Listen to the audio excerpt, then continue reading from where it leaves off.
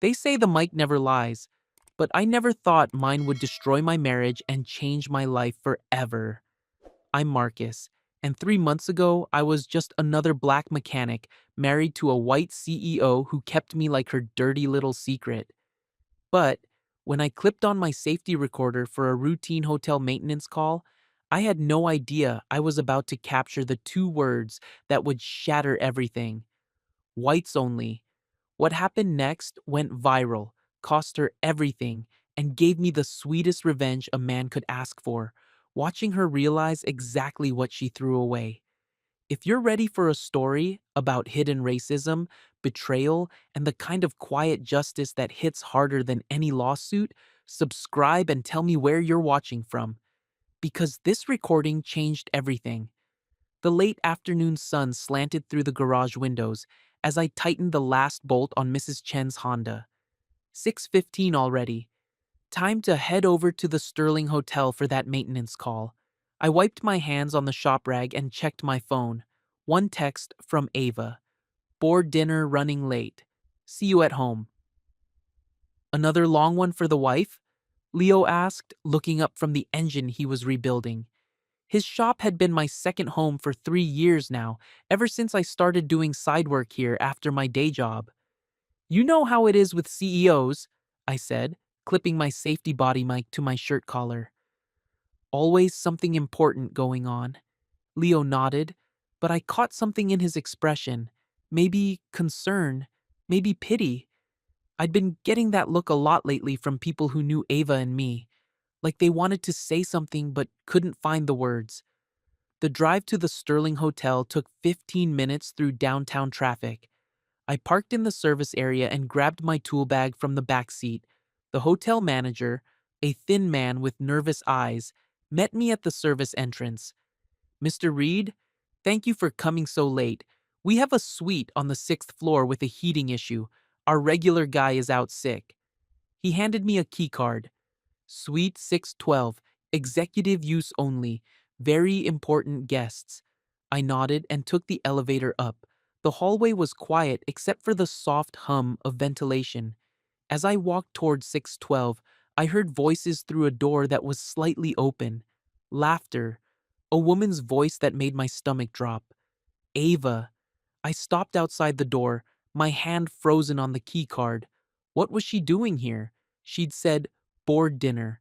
This wasn't the conference room downstairs. Let me fix us another drink, I heard her say. Her voice was different, softer, the way she used to talk to me when we first met. A man's voice answered, deep, confident. You sure we won't be interrupted? My heart started pounding.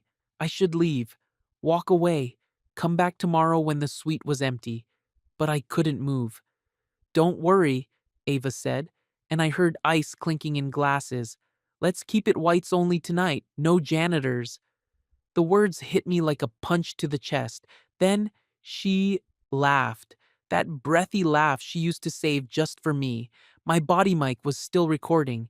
It caught everything. I stepped back from the door, my hands shaking. The hallway suddenly felt too small, too warm. I needed air. I needed to think. The service stairwell was cool and empty. I leaned against the concrete wall and pulled out my phone with trembling fingers. The recording app showed 15 minutes of audio. I backed it up to the cloud, then copied it to the encrypted drive I kept for work files. My wife, my wife of 2 years, the woman I'd moved in with, shared dreams with, planned a future with, calling me a janitor, saying whites only. I drove back to Leo's shop on autopilot. He was still there, cleaning up for the night. When he saw my face, he stopped what he was doing. Marcus, you look like you've seen a ghost. I couldn't find the words. Instead, I pulled out my phone and played the recording. Leo went very still. When it finished, he was quiet for a long moment. Back up everything, he said finally. Twice. We're going to make sure this doesn't disappear. We sat in his small office while the files uploaded. Leo didn't ask questions. He didn't tell me what I should do. He just made sure the evidence was safe. Go home, he said when we were done. Eat something. Don't confront her tonight. You need time to think. The drive home felt like it took forever. Our condo building rose into the night sky, all glass and steel, modern, clean, the kind of place that impressed Ava's friends. I used to be proud of living there. Ava was in the kitchen when I walked in, plating takeout from our favorite Thai place. She looked beautiful as always. Designer blouse, perfect makeup, not a hair out of place. "How was your day?" she asked, not looking up. "Fine." I set my keys on the counter. "How was the board dinner?" "Long. Boring. You know how it is." I watched her arrange the food on our good plates. Everything perfect. Everything in its place. "Were you at the Sterling Hotel tonight?" I asked. Her hand paused for just a second. Then she continued plating. "No. Why would I be there?" "Just wondering. Thought I saw your car." She turned to face me then, her expression concerned. "Marcus, you're being paranoid. My job makes you sensitive sometimes. I understand that."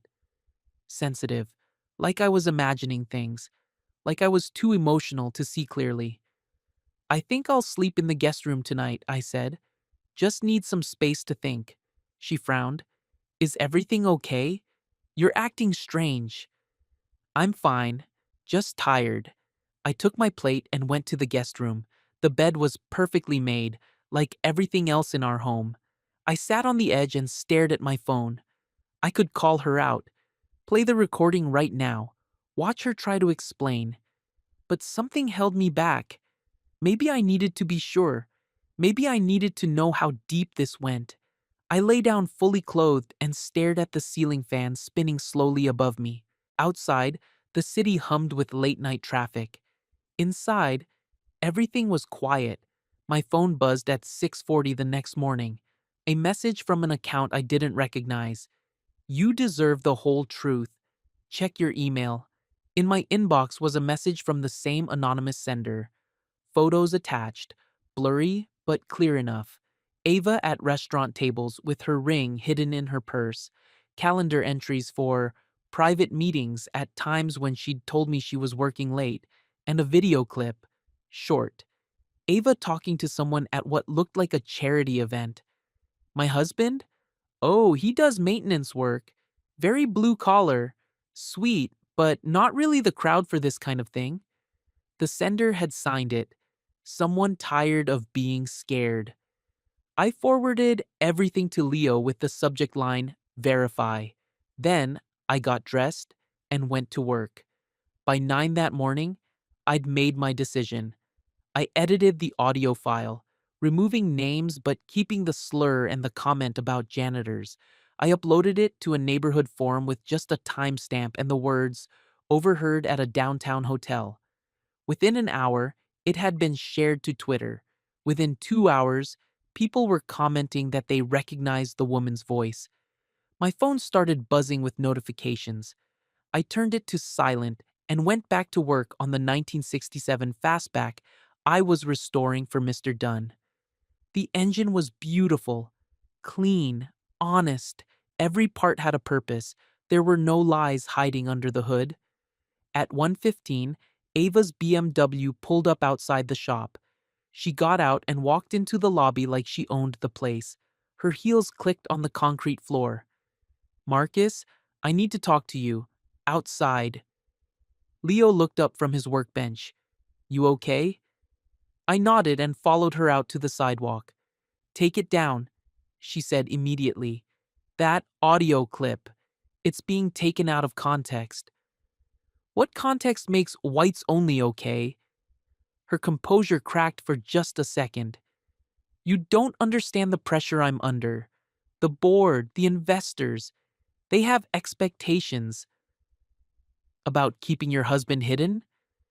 "It's not like that." "Then what's it like, Ava?" She looked around, making sure no one could hear.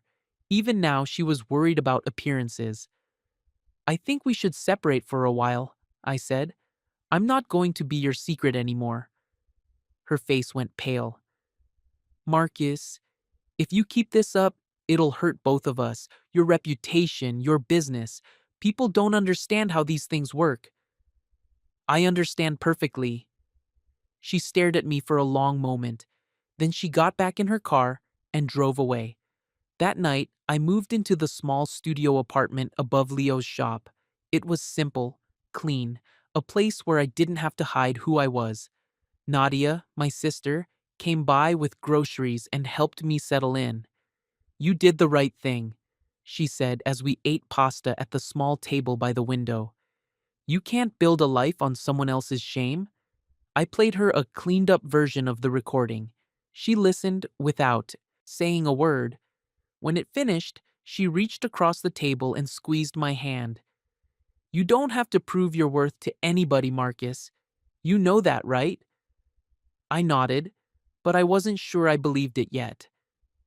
That night, I lay on the couch and looked out the window at the city lights. Somewhere out there, Ava was probably dealing with phone calls from her PR team, managing the crisis. But for the first time in months, I felt like I could breathe. The next morning, I woke up before my alarm. The studio was quiet, filled with soft gray light from the windows. For a moment, I forgot where I was. Then, it all came back. I made coffee with the machine Nadia had brought and checked my phone. Overnight, the forum post had exploded. Thousands of shares, hundreds of comments. Most people were angry about the slur. Some were trying to identify the voices, but there were other comments too. Cruel ones calling me a gold digger, a drama maker, someone looking for attention. I turned the phone face down and got ready for work. The shop felt different now that I was living upstairs, more like home. Leo was already there when I came down, organizing parts for the day. How'd you sleep? He asked. Better than I have in weeks. He smiled. Good, we've got work to do. The fastback was coming along nicely. Mr. Dunn had been specific about keeping everything original while upgrading the performance. It was the kind of project I loved, challenging but honest. Around lunch, Leo showed me his computer. Someone had posted a long thread on social media calling me a liar. They dug up photos of me and Ava at charity events, claiming I was just angry about being shown my place. Bot accounts, Leo said, pointing to the usernames. Look at the patterns. Someone's paying for this. The afternoon brought better news. 3 clients called asking about restoration work. They'd seen my posts about the fastback and wanted to know if I was taking new projects. Word's getting out that you do quality work, Leo said. That's what matters. At 6:15, my phone rang. Unknown number. Marcus, this is Jenna Walsh. I worked for your wife.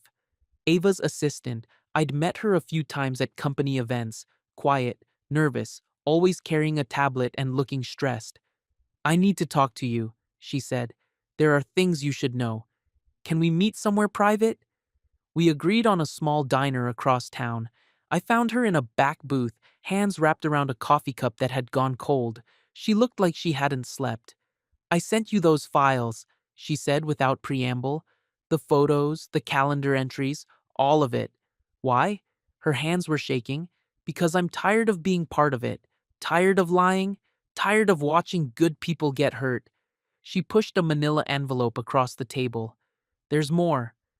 Inside were printouts of emails, internal communications from Ava's company. Graham Cole, the board member I'd heard in the hotel room, discussing image management and keeping certain elements separate from white tier events. There were text messages too. Ava and Graham planning meetings, talking about me like I was a problem to be managed. She never meant for it to go this far, Jenna said. At first, it was just, she thought keeping your marriage quiet would help her career. But then, Graham started pushing her to be more open about her standards. How long has this been going on? The affair? 6 months? The other stuff? Longer? I studied the documents, the casual cruelty of it all, the way they talked about maintaining appropriate social circles and protecting brand integrity. Why are you showing me this? Jenna finally looked up from her coffee. Because yesterday, Graham sent an email to the whole executive team. He said they needed to make sure certain staff don't show up at white tier events. He was talking about you. She pulled out her phone and showed me a screenshot. There it was, in black and white. My husband's name might as well have been in the subject line. I quit this morning, she said. I put my resignation on Ava's desk and walked out. I can't be part of this anymore. I bought her dinner and we sat in silence for a while. When I dropped her off at her car, she looked at me through the window. She's going to fight back, she said. This isn't over. She was right. By the time I got back to the shop, my phone was buzzing with notifications. Someone had posted more photos online. Me at work, covered in grease. The caption read, "Gold digger exposed. Maintenance man tries to destroy successful wife's career." But there were other posts too. People defending me, sharing stories about their own experiences with workplace discrimination.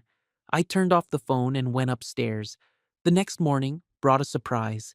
At 8:10, a well-dressed older man walked into the shop, distinguished, with silver hair and careful eyes. He moved straight to the fastback and stood there for a long moment, taking it in.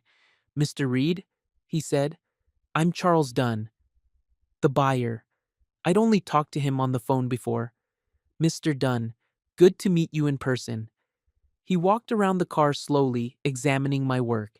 He checked the engine bay, looked at the interior restoration, even got down on his knees to inspect the undercarriage.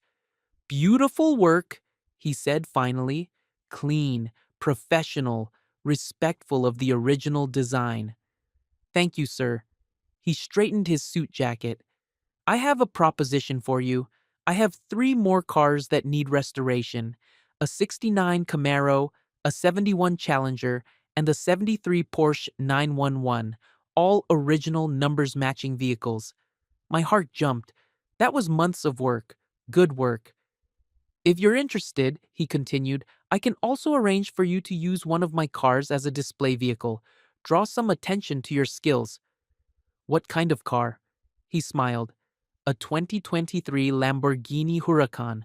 Gray, subtle, nothing flashy, just something to show potential clients that you work with serious collectors." I looked at Leo, who was grinning behind Mr. Dunn's back. "I'd need to think about the loaner arrangement," I said. "Of course, no pressure." "But Marcus," he handed me his card. "Real craftsmanship always finds its market. Don't let anyone tell you otherwise." After he left, Leo clapped me on the shoulder. "That, my friend, is what we call divine intervention. Or good timing. Same thing." That Saturday, we took the fastback for a test drive. Nadia rode shotgun. Leo sat in back with his clipboard checking off final details. The car ran like a dream, smooth, powerful, responsive. We stopped for street tacos and sat at a picnic table in the afternoon sun. For the first time in days, I felt relaxed, normal. "You know what I'm proud of?" Nadia said, unwrapping her taco. "What?" "You didn't try to hurt her back. You could have made this ugly, posted everything, tried to destroy her career. That's not who I am. I know. That's why I'm proud." My phone buzzed with a text from Mr. Dunn. "Phase 1 approved. Wire transfer coming Monday. Excellent work." As we drove back to the shop, the sunset painted the sky in soft oranges and purples. I felt something I hadn't felt in months. Hope. But that evening, everything changed again. I was upstairs in the studio when I heard a knock on the external stairway. Through the window, I saw Ava climbing the steps. She looked different. No makeup, hair pulled back simply. She'd been crying. I opened the door but didn't invite her in. "Can we talk?" she asked. "Really talk. No PR, no lawyers, no games." "About what?" "About us. About what I did. About whether there's any way to fix this." I looked at her for a long moment. Part of me wanted to slam the door. Part of me wanted to forgive her and pretend none of this had happened. "Coffee shop downstairs," I said. "Public place." We sat at a small table near the window. The shop was closed, but the security lights cast long shadows across the floor. I ended it with Graham, she said. When? This morning. I told him we were done, business and personal. Why now? She was quiet for a long time. Because I realized what I'd become, what I'd let myself become, which was someone who would hide the best thing in her life to impress people who don't matter. The words sounded good, but I'd heard her say a lot of things that sounded good over the years. I need you to understand the pressure I was under, she continued. The board, the investors, the social expectations. It's a world where image is everything. So you made me invisible. I thought I was protecting us, protecting our future. By calling me maintenance? By saying whites only? She flinched. That wasn't. I was trying to fit in, to say what they expected to hear. And what about what I expected? Your husband? She started crying then. Real tears, not the controlled emotion she used in business meetings. I know I hurt you. I know I betrayed everything we promised each other. But Marcus, I love you. I've always loved you. I watched her cry and felt empty. Not angry anymore. Not hurt, just tired. Say my name, I said. What? In your next board meeting, when someone asks about your personal life, say my name. Tell them about your husband who rebuilds engines and works with his hands and loves you enough to forgive this. She looked up at me with red eyes. It's complicated. No, it's not.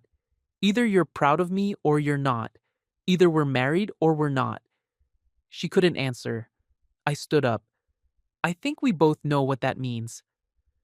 Walking away from her was one of the hardest things I'd ever done. But as I climbed the stairs back to the studio, I felt lighter with each step. I was choosing myself. Finally. I woke up Monday morning to my phone buzzing with notifications. A tabloid website had posted photos of Ava and Graham leaving a restaurant together Sunday night. They looked angry, walking apart, but they were together. The headline read, Power Couple Reunites After Scandal. My phone showed a text from Ava, sent at midnight. It was just a meeting. Board pressure. Please don't believe what you see. I deleted the message without responding. At 6:40, I laced up my running shoes and jogged down to the ocean overlook. The morning was crisp, the sky painted in soft pastels.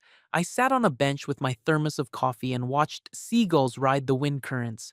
For the first time in weeks, my mind felt clear. I pulled out my phone and opened the voice memo app. I won't be hidden, I said quietly. I won't be someone's secret or someone's shame. I wish my wife clarity and peace, but I'm choosing honest rooms from now on, places where I can say my name out loud. I posted the message to my small social media account.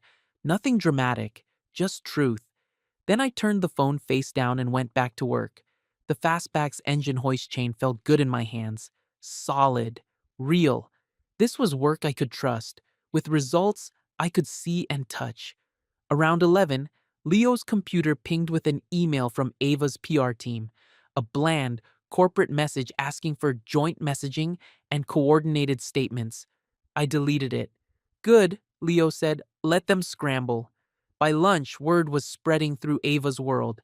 Jenna texted me. Sponsors pulling back. Graham stopped answering her calls. Internal board chat is brutal. Judgment concerns everywhere. An hour later, I resigned, put my badge on her desk and walked out. I chose my sleep over my paycheck. I sent her back a simple message. Thank you. Be well. Tuesday afternoon, Mr. Dunn's wire transfer hit my account.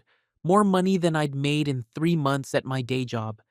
2 new clients called about restoration work, both referred by people who'd seen my post about the Fastback project. By Wednesday, Dunn stopped by with the loaner car. Holy... Leo whistled when the trailer arrived. The Lamborghini was understated for a supercar. Matte gray, clean lines, nothing flashy or attention-seeking. Just perfect engineering wrapped in beautiful design. Use it as a draw, Dunn said, signing the simple loaner agreement. No logos, no advertising, just let people see the quality of work you do for your clients. Are you sure about this? Marcus, I've been collecting cars for 30 years. I can spot quality craftsmanship from a mile away. More importantly, I can spot character. You have both. That evening, I found myself looking at rental listings online, small places near the coast. Nothing fancy, just clean and honest like the work I did. The next morning, a realtor met me at a modest condo overlooking the water. 2 bedrooms, 1 bath, a small balcony with ocean views, the kind of place where I could sit with my coffee in the morning and not think about board meetings or image management. It's perfect, I said. The owner's motivated to sell, the realtor said. If you can close quick, I think we can make a deal. I placed an offer that afternoon. Within my budget, no stretch, no stress, just a home I could afford with work I was proud of. Nadia texted celebratory emojis when I told her, "So proud of you. This is your real beginning." Thursday evening, she invited me and Leo to dinner at her place. We sat around her kitchen table, eating roast chicken and talking about practical things: inspection schedules, shop upgrades, new tool investments. "I'm thinking about Saturday morning garage events," I said. "Nothing big, just open the bay doors, let neighbors see the work we do, answer questions about restoration." "Educational," Leo nodded. "Community building. I like it. And no media," I added. "No interviews, no statements, just cars and craftsmanship." "Smart," Nadia said. "Keep the focus on what matters." I carried leftovers to my car as an old Motown song played on the radio. Sam Cooke singing about change coming. It felt right. Saturday morning, we opened the garage doors at 10. Within an hour, a small crowd had gathered: neighbors, car enthusiasts, a few families out for weekend walks. I demonstrated how I mapped wiring looms for the fastback restoration, showed them the parts catalog system Leo and I used, explained why original numbers matching components mattered for classic cars. A teenage kid, maybe 16, asked about becoming a mechanic. "It's honest work," I said, handing him a spare service manual. "Start here. Learn the basics. See if you like solving puzzles with your hands." Around noon, I noticed a familiar car driving slowly past the shop. Ava's BMW. It paused for a moment when the driver saw the crowd, the open bay doors, the covered Lamborghini in the corner. Then it drove on. "She's checking on you," Leo said quietly. "I know. How does that make you feel?" I thought about it. Sad for her, but not responsible. By 2:15, we'd talked to maybe 40 people, handed out business cards, scheduled 3 consultation appointments. Nothing dramatic, just good work finding its audience. As we closed up, I counted the week's invoices and logged parts orders for Monday. Steady income from honest labor. It felt solid. That evening, I sat on the small balcony outside my studio apartment and called Nadia. "How was the open house?" "Good, real good. People are interested in quality work." And? And I put an offer on that condo, the oceanfront one. She was quiet for a moment. "Marcus, I need to ask you something." "Okay. Are you happy? Really happy? Not just angry or hurt, but actually happy." I looked out at the city lights twinkling in the distance. Somewhere out there, Ava was probably working late, managing the aftermath of our separation, dealing with board pressure and public relations and all the complications of a life built on image. "I'm getting there," I said. "For the first time in a long time, I can see a path that's mine." "Good. That's what I wanted to hear." The next week brought more changes. The condo inspection went smoothly. Mr. Dunn's Camaro arrived on a trailer, a beautiful 1969 SS in need of complete restoration. The work would take months and pay enough to cover my new mortgage. Jenna stopped by the shop on Wednesday. She'd found a new job with a nonprofit that helped small businesses get loans, better pay, better hours, and work that felt meaningful. "How's Ava handling everything?" I asked. Honestly, not well. 3 sponsors pulled out of her charity campaign, Graham's avoiding her, the board's asking questions about judgment and decision making. I felt a flicker of sympathy. Then I remembered the recording, the casual cruelty, the months of hiding. "She made her choices," I said. "She did. But Marcus? I think she really didn't understand what she was throwing away until it was gone." "Understanding doesn't fix everything." "No, but it's something." Friday afternoon, I met Ava at a public cafe downtown. Neutral ground, daylight, no whispered conversations in dark corners. She looked tired, thinner than when I'd last seen her. Her usual perfect composure was cracking around the edges. I slid my wedding ring across the table. She stared at it but didn't pick it up. "The separation papers will be ready next week," I said quietly. "I'm not asking for anything except a clean break." "Is there any way back?" she asked. "Any chance we could try again?" I looked at her carefully. Really looked. The woman I'd fallen in love with was still there, somewhere under the image management and social climbing. But so was the woman who'd called me maintenance, who'd whispered about keeping things whites only. "Only if you can face the rooms you created," I said. "Only if you can stand up in front of your board and your investors and your social circle and say, 'This is my husband. I'm proud of him. If you have a problem with that, find the door.'" She looked down at the table. "You know I can't do that." "I know." I stood up, left money for my coffee, and walked out into the crisp afternoon air. Behind me, I heard her start to cry. But I didn't turn around. I was done being someone's secret. The closing on my condo happened on a Tuesday morning in late November. I signed the papers at a title company downtown, then drove straight to the coast to sit in what was now officially my home. The place was empty except for sunlight streaming through clean windows. I walked out onto the small balcony and looked at the ocean stretching to the horizon. No meetings to hide from, no image to manage. Just me and the sound of waves. My phone buzzed with congratulations from Nadia and Leo, then a text from Mr. Dunn. "Heard about the new place? Well deserved. The Camaro parts arrived early, ready when you are." That evening, I moved my few belongings from the studio above Leo's shop to my new place.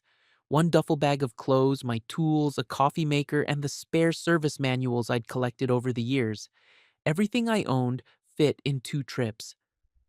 "Looks like you're traveling light," Nadia said, helping me arrange furniture she'd insisted on buying. "Feels good, honest." She set a simple wooden dining table by the window. "What's next?" "Work, build the business, learn how to be myself without explaining myself to anyone." The next few weeks fell into a rhythm I hadn't felt in years. Up early, coffee on the balcony, then down to the shop to work on the Camaro. The car was a beautiful challenge.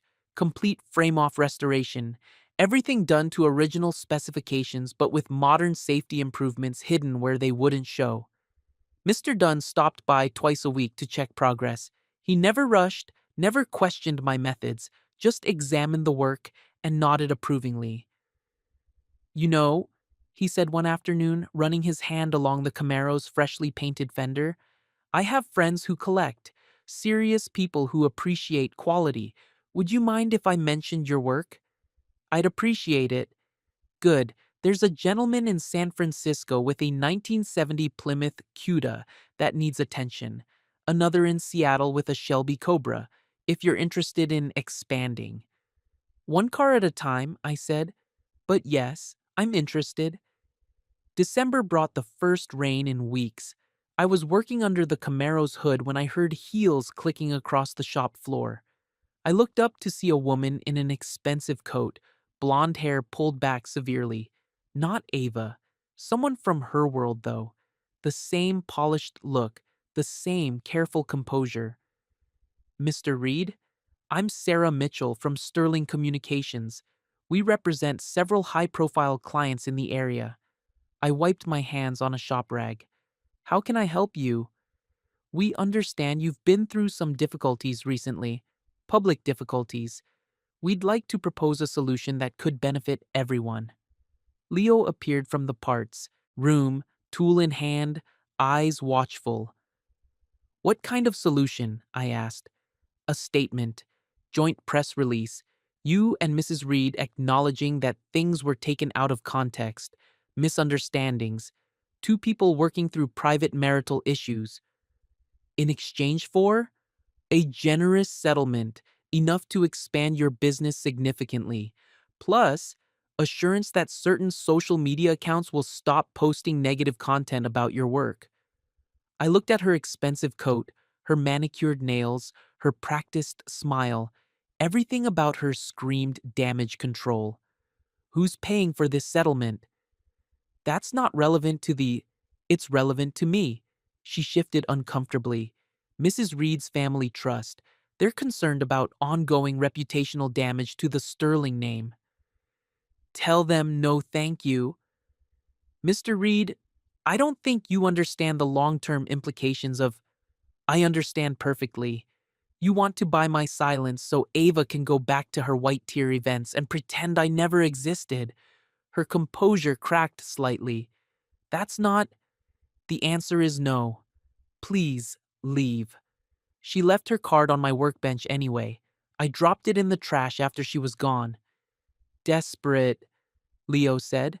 Yeah, must be getting bad for them to offer money. That afternoon, Jenna called with an update. Ava's company had mutually agreed to let her take a leave of absence. 3 board members had expressed concerns about her judgment. Graham had been quietly moved to a non-voting advisory position. She's renting a small place across town, Jenna said. Got rid of the penthouse, most of her cars, keeping a low profile. How is she? Honestly, I think reality is hitting hard. But Marcus, she's also started asking questions. What kind of questions? About you, about your business. She drives by the shop sometimes. Never stops, just watches. I thought about that as I finished the Camaro's valve timing. Ava, sitting in her car, watching me work. What was she thinking? What was she hoping to see? Christmas came quietly. Nadia hosted dinner at her place. Me, Leo, his wife Maria, and their 2 kids. Simple food, easy conversation, no one trying to impress anyone. After dinner, I sat on Nadia's back porch with Leo while the kids played in the yard. You know what I noticed about you lately? He said. What? You laugh more. Real laughs, not just being polite. He was right. The constant tension I'd carried for months was gone. The feeling that I was always performing, always trying to fit into spaces that weren't meant for me. It's good work, I said. Honest work with honest people.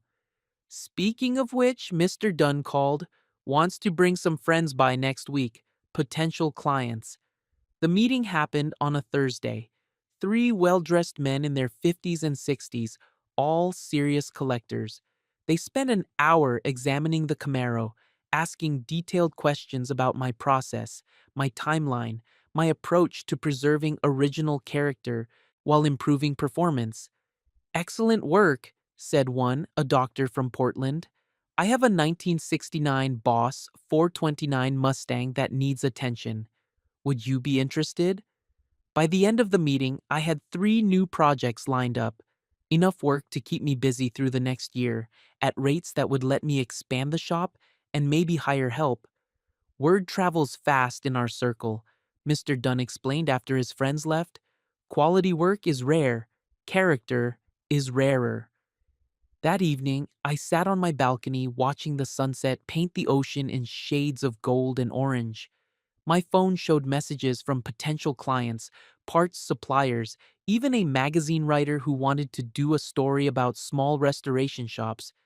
Everything I'd built was mine, earned with my hands, my skills, my choices. No one could take it away because no one had given it to me. Around 8 o'clock, I noticed a car parked across the street. BMW, familiar silhouette in the driver's seat. Ava. She sat there for maybe 10 minutes, engine running. I couldn't see her face clearly, but I knew she was looking up at my balcony, at the life I'd built without her. Finally, the car pulled away. 2 weeks later, Jenna called with news. She's selling the company, she said, her share anyway, stepping back from everything public. Where will she go? I don't know. She's been quiet lately, different, like she's finally thinking instead of just reacting. Good for her. Marcus, she asked me something yesterday. What? She asked if I thought you were happy. Really happy. Not just angry or getting revenge. What did you tell her? I told her the truth, that you seem more like yourself than I've ever seen you. That Friday evening, I drove past our old building. The penthouse lights were dark, windows empty, for sale signs in the lobby. I felt a moment of sadness, not for what I'd lost, but for what we'd never really had. A real partnership, honest love between equals. But the sadness passed quickly. I had work I loved, friends who respected me, a home that was mine. I had rooms where I could say my name out loud. Saturday morning brought another open garage day, bigger crowd this time, including families who'd been before and brought friends. The teenage kid I'd given the service manual to showed up with his father, asking about apprenticeship opportunities. You serious about learning? I asked. Yes, sir. I've been reading that manual every night. Then you can start by organizing the tool room. Saturdays only for now. See how you like it. As the morning wound down, I noticed the BMW again, parked further away this time, almost hidden behind a delivery truck. This time, I walked over. Ava was sitting behind the wheel, windows down, watching the crowd around the shop. She looked smaller somehow, less polished, more human. You don't have to hide, I said gently. She startled, then looked up at me. I wasn't hiding, just watching. Watching what? You being yourself, being happy. I leaned against her car. How are you doing? Terrible. She laughed, but it wasn't bitter. Lost my job, lost my social circle, lost my husband. But you know what's weird? What? I sleep better now. First time in years. We stood in comfortable silence for a moment. The crowd was dispersing, people heading home for lunch. I'm proud of you, she said quietly. Thank you. I should have said that years ago, in boardrooms and at parties and anywhere else that mattered. Yes, you should have. I know it's too late, but I'm sorry, really sorry. Not for getting caught, but for becoming someone who would hide you in the first place. I looked at her carefully. The apology felt real, hard earned. I appreciate that, Ava. I really do. Are you happy? Getting there. She nodded and started her car. I'm glad. You deserve rooms where people see you clearly. As she drove away, I felt something shift inside me. Not forgiveness exactly, but peace. The anger was gone. The hurt was healing. I walked back to the shop where Leo was closing the bay doors. Everything okay? He asked. Everything's fine. That evening, I sat on my balcony as the sun set over the ocean. My phone showed 3 new inquiries about restoration work. The teenage apprentice had texted photos of the organized tool room. Mr. Dunn had sent details about a car show in Los Angeles where I could display my work. Tomorrow would bring new challenges, new projects, new opportunities to create something beautiful with my hands. I raised my coffee cup to the sunset, to honest rooms, to work that mattered, to the quiet victory of being exactly who I was meant to be. In the distance, a familiar car drove slowly past the coastal road. It paused for just a moment, then disappeared around the curve. Some mornings, she still drives by, never stops, just reminds herself what she lost when she chose shame over love.